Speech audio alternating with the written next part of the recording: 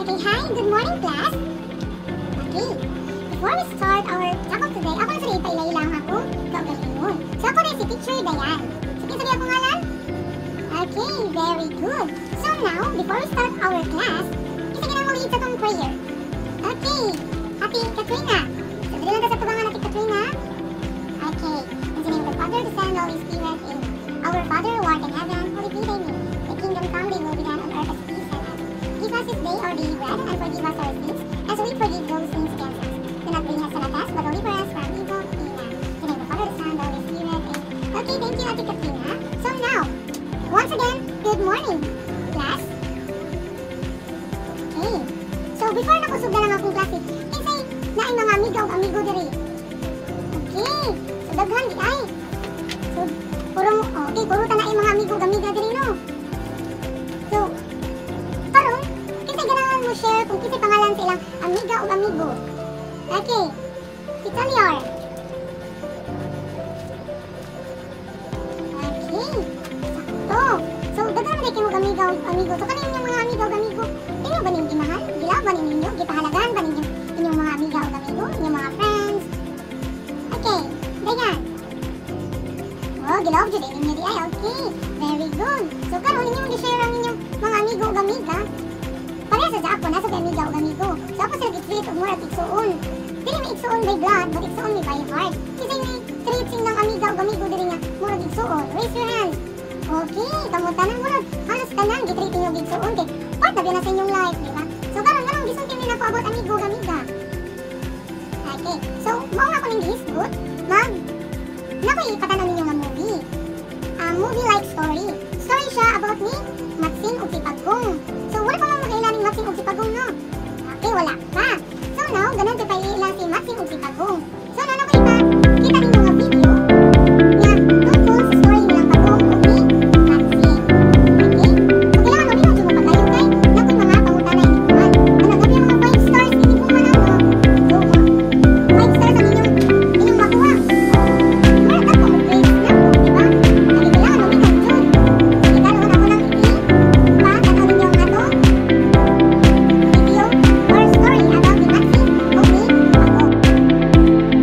At ang Maxing. Sina Pagong at Maxing ay matalik na magkaibigan. Mabait at matalungin si Pagong, subalit si Maxing ay tuso at palabiro. Isang araw, binigyan sila ni Aling Muning ng malaking isda. Wow! Pagong, Maxing, ito kainin nyo, isda pang merienda. Wow! Salamat Aling Muning! Walang anuman. O sige, alis na ako, baka busog kayo. Maxing, kainin na natin ito. Parang nangangamoy panis yan, Pagong. Titikman ko para masiguradong ito'y mabuti pa bago mo ito makain. Oh, ito. Simulang tikman ni Maxing ang isda. Sa kakatikim nito, naubos niya ang isda. Pasensya ka na, kaibigang Pagong. Napasarap ang kain ko, wala nang natira. Dahil sa likas na mabait at pasensyoso si Pagong, hindi na siya nakipagtalo sa kaibigan.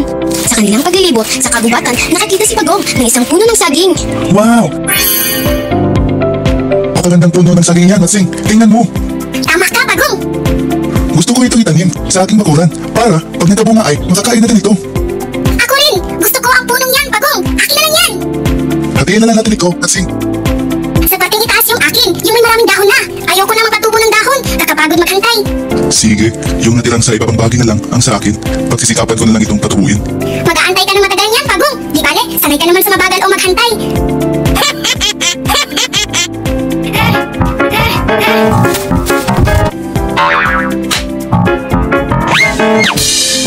Umuwing masaya si Maxing, dala ang maladahong bahagi ng puno. Samantalang si Pagong ay malungkot sa dala niyang ibabang bahagi ng puno na may ugat. Habang nagtatanim si Pagong ng kanyang halaman, biglang dumating si Tamaraw. Anong ginagawa mo, Pagong? Tinatanim ko itong ibabang bahagi ng puno ng saging na may ugat. Ba't ka natapos Pagong? Kasi yung ibabang bahagi ang napunta sa akin, samantalang kay Maxing ay ang maladahong itaas na bahagi ng puno. Huwag ka mag-alala, Pagong. Gusto tubuan sa iyo dahil may ugat ito. Alagaan mo lang na mabuti at ito ay sisigla. Talaga ba? Salamat naman daw. Inaalagaan ni Pagong ang kanyang halaman. Araw-araw niyang dinidiligan ito. Ganoon din ang ginawa ni Maxing. Subalit, makalipas ang ilang araw, nalanta ang tanim ni Maxing. Bakit nagkaganito ang halaman ko? Si Pagong naman ay natuwa nang makita ang umuusbong na dahon sa kanyang halaman. Lalo nitong inalagaan ang tanim hanggang sa namunga ito ng hitik na hitik. Nainggit si Matsing nang makita ang bunga ng saging sa halaman ni Pagong. Buti pa ang sayo nagkabunga. Paano nangyari yan? Ang sa akin ay nananta at natuyo. Inalaga ito kasi ng mabuti. Sabi ni Tamaraw, talagang tutubo ang halaman kapag ito ay may ugat. Ganun pala. Sige, kainin na natin ang bunga, kaibigang Pagong. Mukhang hinog na ito at masarap. Sige, ngunit hindi ako makaakyat, kaibigang Matsing. Masyadong mataas ang puno, hindi ko maabot ang bunga. Ako na lang aakyat, kaibigan, at ilalaglag ko na lang ang bunga sa'yo. Aba, sige, kaibigan, salamat. Nang makarating na si Matsing sa taas ng puno, kinain niya ang lahat ng bunga. Wala itong itinira para kay Pagong. Nom nom nom nom. Nom nom nom nom nom. Nom nom nom nom nom. Nom nom nom nom nom. Matsing, kaibigan, naglagan mo na ako ng bunga. Pasensya ka na, Pagong. Gutom na kasi ako. Naubos ko na lahat ng saging. At nakatulog si Matsing sa sobrang kabusugan. Galit na galit si Pagong. Kaya habang natutulog si Matsing, naglagay ng mga tinik sa ilalim ng puno si Pagong. Nang magising si Matsing ay nakita niya ang mga tinik, kaya't humingi ito ng tulong kay Pagong. Pagong, kaibigan, tulungan mo ako. Alisin mo na ang tinig dyan sa baba. Magagabi na at parang uulan pa. Tulong, kaibigan. Ayoko, madamot ka kasi, at sarili mo na ang iyong iniisip. Diyan ka na lang, at uuwi na ako, mukhang uulan na. Pagong, huwag kang umalis. Tulungan mo ako, kaibigan. Pagong, hoy, Pagong, tulong. Nakalipas ang sandali, nagsimulang bumuhos ang malakas na ulan. Walang magawa si Matsing kundi bumaba sa puno ng saging. Aray, aray, aray, aray, aray, aray. Daing ni Matsing sa sobrang sakit ng mga matutulis na tinik. Gagantihan kita, Pagong. Tumanda ka. Kinabukasan, kahit mahapdi pa rin ang sugat ni Matsing, ay hinanap niya si Pagong. Nakita niya ito sa may kakahuyan. Kinuha ni Matsing si Pagong. Natakot na takot. Bitawan mo ko, kaibigan Matsing. Anong gagawin mo sa akin? Tatanggalin kita ng pinong-pinong, Pagong. Nag-isip ng paraan si Pagong para may sahan ang pusong Matsing. Kaibigan, kapag ako iyong tinagdag, nadami lang ako at susugurin kita at kikainin. Gusto mo yun? Napaisip si Matsing. Eddie, susunugin na lang kita hanggang ikaw ay maging abo. Ramdam mo ba ang aking bahay na hawak mo? Hindi sinatanggal ng apoy yan. Sa kapalatiban nito. Napaisip ulit si Matsing hanggang naisipan niya pumunta sa Dalampasigan. Itatapon na lang kita sa dalampasigan hanggang sa malunod ka. Lihim na natuwa si Pagong na pangkap itong takot sa Dalampasigan. Kaibigan, huwag. Mawala ka sa akin. Ayaw ko sa tubig. Parang awa mo na. Tuwang-tuwa si Matsing sa pag-aakalang magagapian niya si Pagong. Todo lakas na inihagis ni Matsing si Pagong.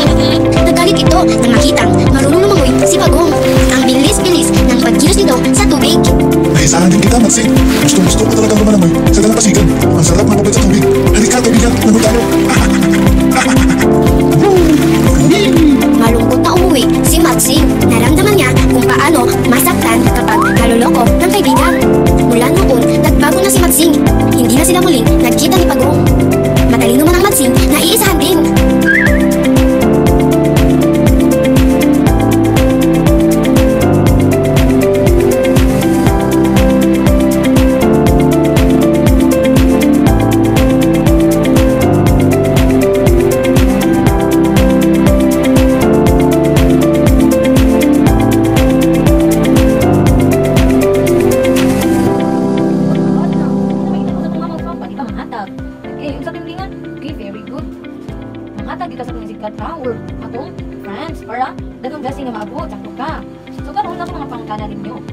So first, sinong-sino ang mga tauhan sa kwento?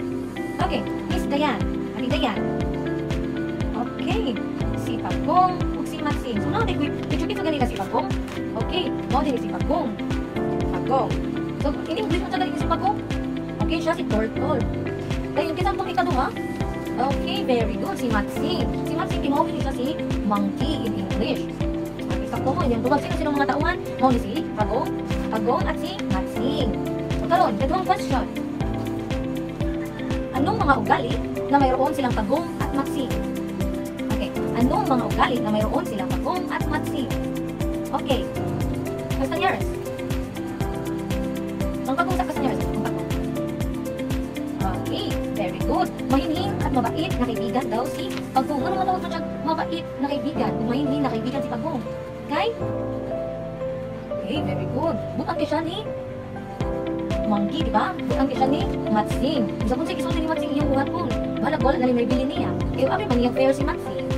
Butang Okay, si Pagong balaban, hindi siya manimaus, di ba? Kita mo sa video, hindi manimaus si Pagong. So, karon, kung saan yung galing ni Pagong? Okay, birthday. Okay, very good. Olo, uy, naminaw, may sila kabayo sa kwento nga ilang di tanaw, uy, abot ni Maxing o ni Pagong. So, sakto, birthday. Si Maxing di ay isa ka, puso at sarili lamang ang iniisip. Ano na kayo mga paanak? Kay, nakita ninyo sa movie, nga, wise kayo si Maxing. Bisag, kung saan lang iyang buhat, para lang mailahatanan. Pari atong gihatag ni Kat. Like, sa katong Kat, nihatag siya og isda, diba? Nihatag siya og isda. Duwa to Pagong, para fair silang Maxing si Pagong. Nga, makakakon sila. So, ang gusto ang tato para kang Pagong o kang Maxing. So, karoon niya naman si Maxing, iya sa itong tilawan, di mura doon palpos. So, bakit to? Itilawan niya, dinalawi naman si Maxing, nahurot niya.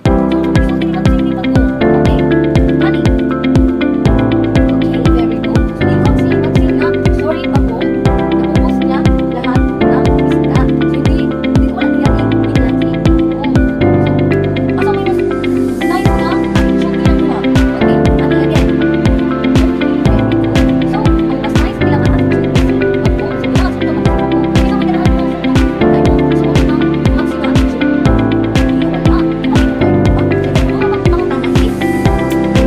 Wala.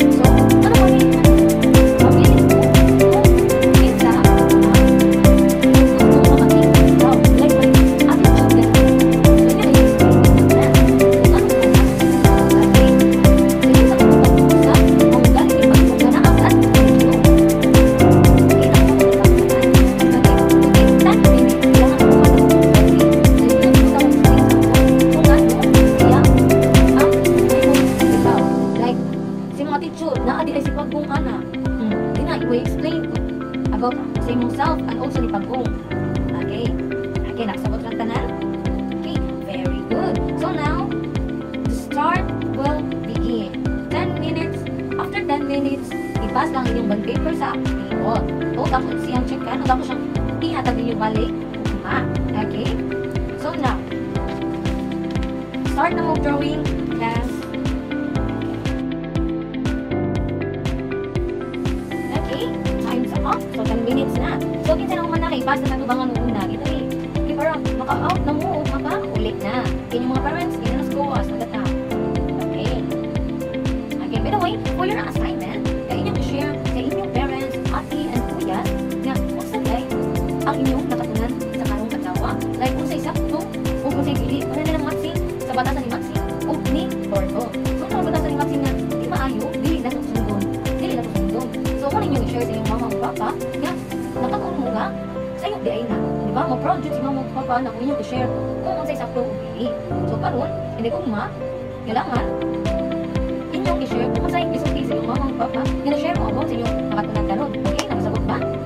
Okay, very good. So now, nakapas na ba ang tanan sa itong gasiran ganina? Okay, so now, kita ka na muli sa itong prayer for balik na. Okay, ready? Okay, good. Okay, Father, Son, Holy Spirit, Amen. Angel of God, my guardian here, to always love me. Never to stay the outside side, so I can die to go and die. Amen. And Father, Son, Holy Spirit. Okay, goodbye, class. And see you tomorrow morning. Have a